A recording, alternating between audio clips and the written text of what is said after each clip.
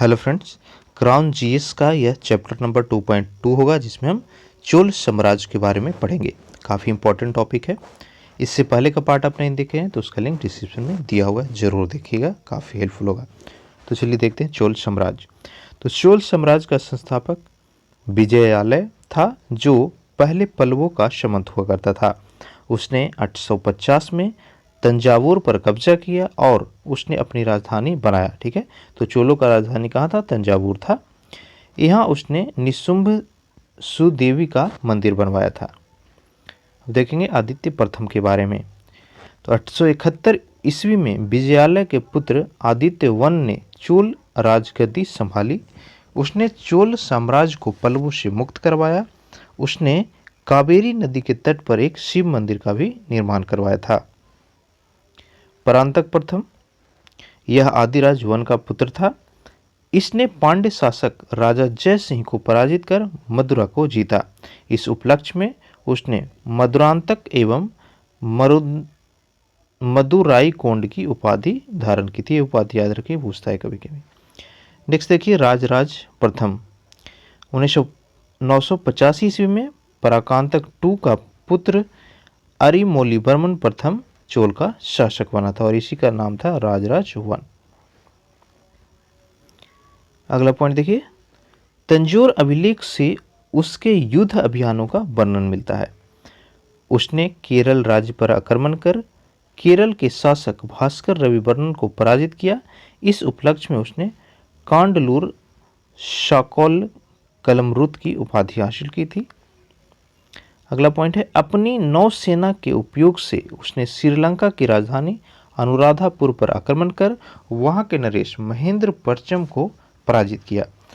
उसने सिंहल राज्य का नाम मामुंडी चोल मंडलम रखा और पोलोन रुबा को इसकी राजधानी बनाया तथा उसका नाम जगन्नाथ मंगलम रखा था।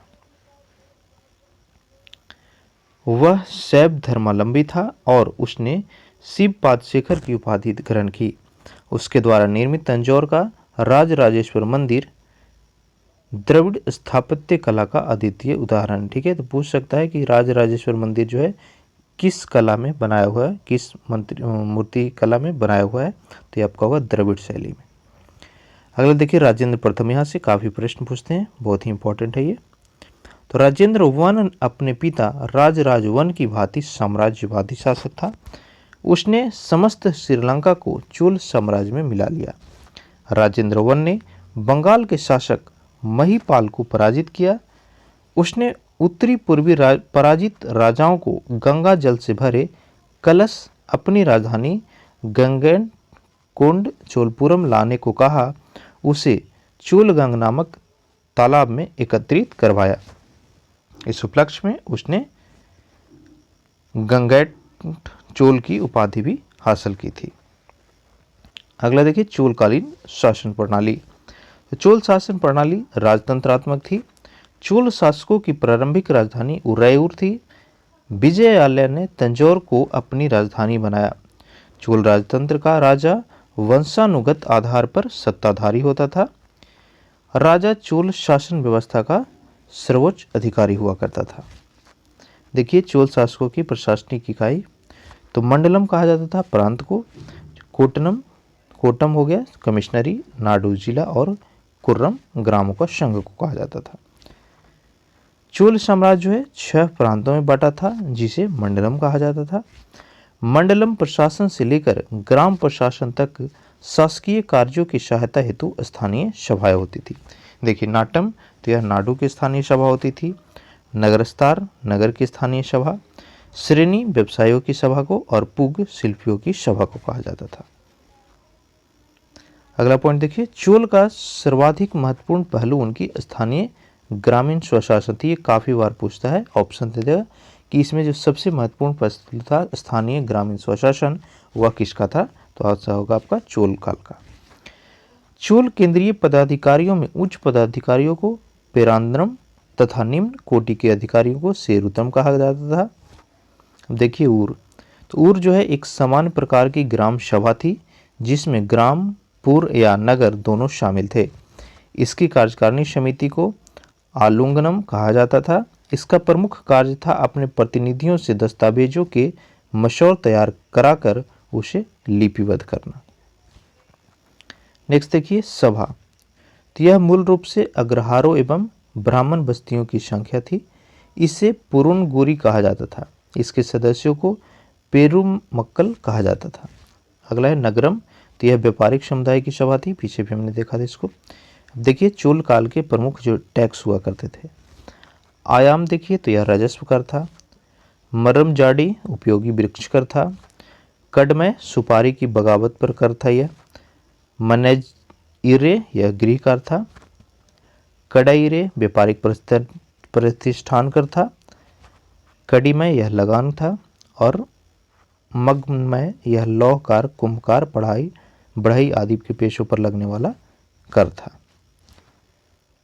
नेक्स्ट देखिए राजस्व विभाग का प्रमुख अधिकारी वरित पोत घटक कहा जाता था और भूमि कर जो था उसमें उपज का 1/3 भाग था।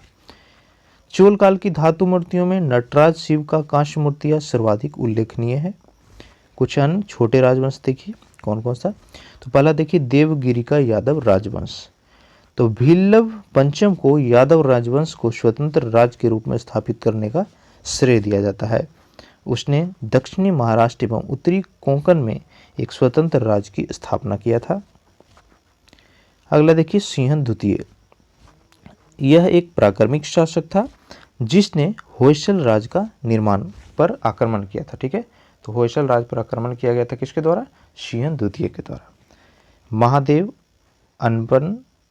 अन्नम रामचंद्र कुछ अन्य राजा थे। मलिक काफूर देखिए तो यह अलाउद्दीन खिलजी का सेनापति था। इसने देवगिरी पर आक्रमण कर अंतिम शासक शंकर देव को मारकर वहां से मार दिया गया और उसके बाद वहां का प्रशासक बन जाता है। अगला देखिए कातकीय राजवंश। तो रुद्रदेव प्रथम जो है कातकीय राजवंश का शासक था। गणपति इस राजवंश का शक्तिशाली शासक था। रुद्रा वानदेवी को 1269 के दुग्गी अभिलेख में गणपति की पटौदी यानी राजस्व के लिए मनोनीत बताया गया। उसने स्वतंत्र शासिका के रूप में 1271 में सत्ता संभाली थी। प्रतापरुद्र कातकीय वंश का अंतिम शासक था। नेक्स्ट देखिए होयसल राजवंश।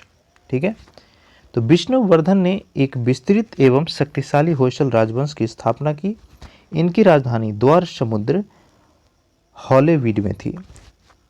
बल्लालाल द्वितीय इस राजवंश का अंतिम शासक था। मलिक काफूर ने द्वार समुद्र पर कब्जा किया जिससे बल्लाल तृतीय को उससे संधि करनी पड़ती है। ठीक है, तो ये चैप्टर नंबर 2 था आपका मध्यकालीन साम्राज्य का। वीडियो अच्छा लगा हो तो लाइक कीजिएगा। चैनल पर नया है तो प्लीज़ सब्सक्राइब कीजिए और इस वीडियो को शेयर करके हमें सपोर्ट कीजिए, अपने फैमिली को बड़ा कीजिए और सभी फ्रेंड्सों की हेल्प कीजिए। Thank you.